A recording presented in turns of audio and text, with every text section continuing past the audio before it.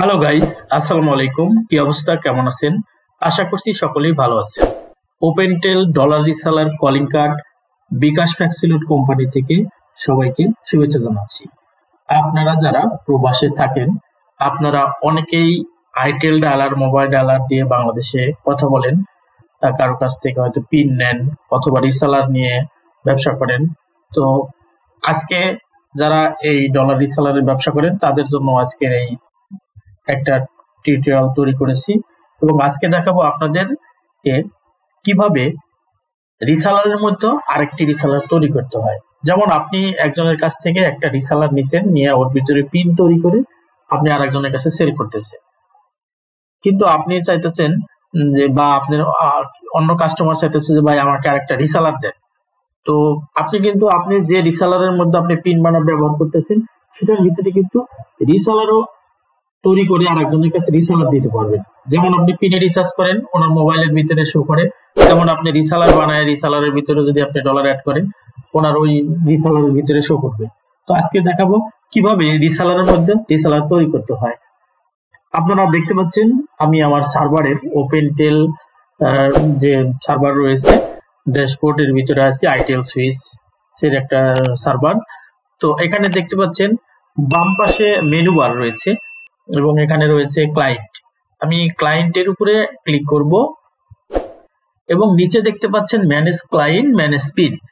আপনি যদি রিসালার তৈরি করতে চান তাহলে ম্যানেজ ক্লায়েন্টের ভিতরে কাজ করবেন, আর যদি আপনি পিন তৈরি করতে চান এই রিসালারের মধ্যে তাহলে পিনে ক্লিক করে ওর ভিতরে অপশন আছে সেটা দিয়ে কাজ করবে। তো আমি যেহেতু আজকে রিসালার তৈরি করব তার জন্য আমি ম্যানেজ ক্লায়েন্টের উপরে ক্লিক করব। এরপরে দেখতে পাচ্ছেন অ্যাড, সার্চ, পেন্ডিং, রিচার্জ। তো এই তিনটা অপশনের ভিতরে আপনি সার্চে যদি দেখেন যে এই ডেমোর ভিতরে আরো কোনো রিসালার আছে কিনা সেটা দেখতে পারবেন, আর যদি আপনি নতুন করে তৈরি করতে চান তাহলে অ্যাডে চলে যাবেন।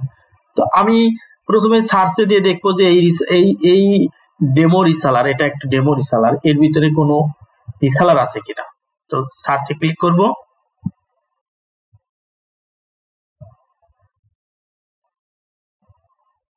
সার্চে ক্লিক করার পরে দেখতে পাচ্ছি এখানে বেশ অনেকগুলো রিসালার রয়েছে।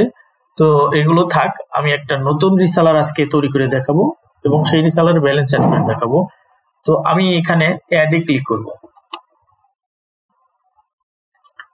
এরপরে দেখেন এখানে অ্যাডে ক্লিক করার পরে এখানে ক্লায়েন্ট আইডি এটা অটো ধরছে, তো আমি এখানে ক্লায়েন্ট আইডিটা দেব।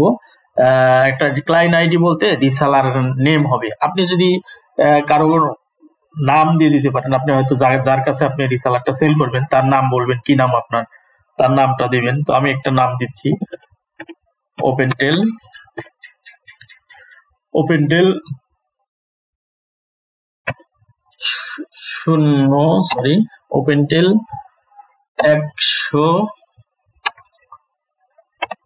112 দিলাম, ওপেনটেল 112। পাসওয়ার্ড আমি সিম্পল একটা পাসওয়ার্ড দিব, A123। কনফার্ম পাসওয়ার্ড আমাকে দিতে হবে সেম A123। আমি কনফার্ম পাসওয়ার্ড এবং পাসওয়ার্ড দুইটাই সেম দিয়েছি এবং এখানে ক্লায়েন্ট টাইপ রিসালার রয়েছে, এখানে রিসালার টাইপ রেট, এখানে বেস তারিখ রয়েছে, এখানে ব্যালেন্স চাইলে আপনি অ্যাড করে দিতে পারেন। আর ইম্পর্টেন্ট বিষয় হলো এই যে এখানে নিচে দেখতে পাচ্ছেন ভয়েস রেট প্ল্যান, আর এটা প্যারেন্ট অ্যাকাউন্ট, অর্থাৎ আপনার এই যে এই ডেমো রিসালারের ভিতরে আরেকটা রিসালার আপনি তৈরি করছেন। এটা চাইলে আপনি চেঞ্জ করে আপনার এর ভিতরে যদি অন্য রিসালারের মধ্যে আপনি বানাইতে পারবেন, বাট আমি এই রিসালারের ভিতরেই বানাবো। তো এখানে দেখেন ভয়েস রেট প্ল্যান, এটা কিন্তু অনেক ইম্পর্টেন্ট। আপনি যদি ইউএস ডলার নেন সেক্ষেত্রে কিন্তু আপনি $100 কিনছেন 7,000 টাকা দিয়ে, আর অন্য ক্লায়েন্টের কাছে বিক্রি করতেছেন $100 2,000 টাকা 1,500 টাকা, অর্থাৎ আপনি মিনিট কমায় দিচ্ছেন, কাটিং দিয়ে দিচ্ছেন। সেক্ষেত্রে কিন্তু আপনার ইউএস ডলার এখানে তারিফটা মানে সিলেক্ট করতে হবে, দেখতে হবে যে আমি কোন তারিফটা দিব। যেমন এখানে অনেকগুলো তারিফ রয়েছে।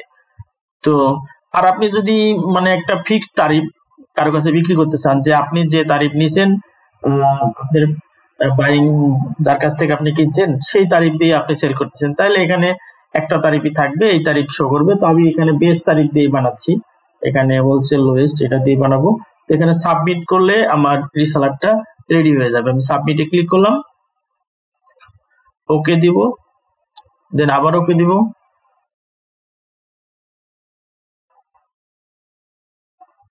আচ্ছা, এখানে দেখতে পাচ্ছেন কাস্টমার আইডি অলরেডি টোকেন। আচ্ছা, ডিফারেন্স আরেকটা ইউজার দিতে বলতেছে। 112 দিয়ে আমার এখানে অ্যাকাউন্ট আছে, সেক্ষেত্রে আমি 112 পরিবর্তে 113 দিব। হ্যাঁ,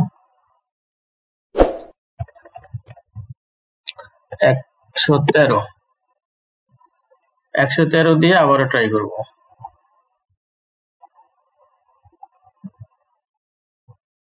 আচ্ছা, এবার দেখতে পাচ্ছেন কংগ্রেচুলেশন দিছে, এবার কিন্তু এডিট সাকসেসফুল হয়েছে।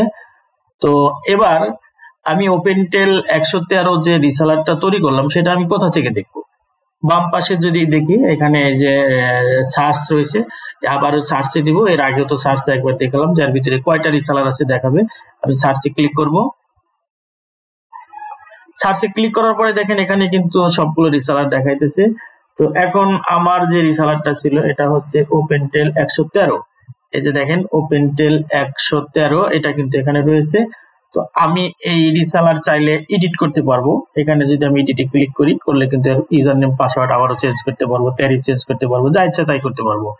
বাট আমি এটার ভিতরে ব্যালেন্স দিব। এটার ভিতরে কিন্তু কোনো ব্যালেন্স নাই। এই যে এখানে কারেন্ট টোটাল লিমিট, আসলে এখানে কোনো ব্যালেন্স নাই, 0 ব্যালেন্স রয়েছে। তো আমি এটার ভিতরে ব্যালেন্স দিব। ব্যালেন্স দেওয়ার জন্য আমাকে বাম পাশে যে রিসার্চ রয়েছে সেই ক্লায়েন্টের রিসার্চের উপরে ক্লিক করতে হবে। এই দেখেন আমি কিন্তু রিসার্চে ক্লিক করা মাত্রই এখানে এই পাশে দেখেন রিসার্চের একটা ঘর চলে আসছে। প্রত্যেকটা রিসেলারের সাথে এখানে একটা ঘর চলে আসছে। তো আমি যে রিসেলারটা বানিয়েছিলাম সেটা হচ্ছে ওপেনটেল 113। এখানে যে ট্যারিফ নেমটা হচ্ছে হোলসেল লোয়েস, এখানে কিন্তু ব্যালেন্স নেই। তো আমি এর ভিতরে $100 অ্যাড করব। $100 লিখে জাস্ট এখানে সাবমিট করব। সাবমিট করার পরে দেখতে পাচ্ছেন ওপেনটেল 113, এখানে কিন্তু $100 কিন্তু এখানে চলে আসছে।